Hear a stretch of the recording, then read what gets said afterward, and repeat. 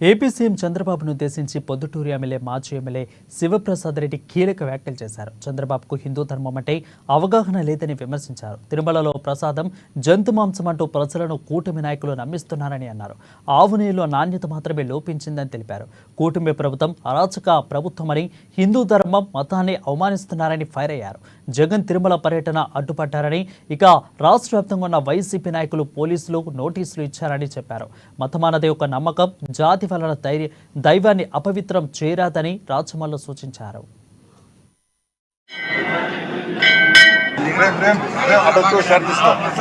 తిరుపతి యొక్క లడ్డు ఆవు నెయ్యి ద్వారా తయారు చేసే దాంట్లో దాని నాణ్యత కొంత లోపించింది అనేది ఈ ల్యాబ్ యొక్క రిపోర్ట్. ఆ లోపించడానికి కారణాలు ఏమి అంటే గన రకరకాల కారణాలు చెప్తున్నాడు ఈ ల్యాబ్ లోనే.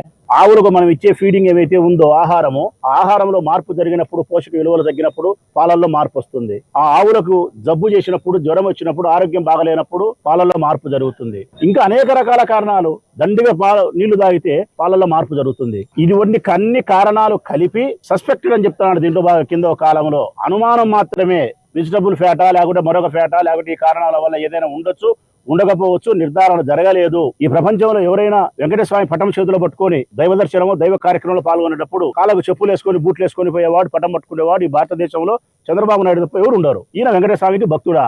మాల వేసి పవన్ కళ్యాణ్ చెప్పులు వేసుకొని తిరుగుతాడు. వీళ్ళు వెంకటేశ్వర స్వామి భక్తులా? జగన్మోహన్ రెడ్డి క్రిస్టియనా హిందువా అంటారు. పవన్ కళ్యాణ్ భార్య ఎవరు?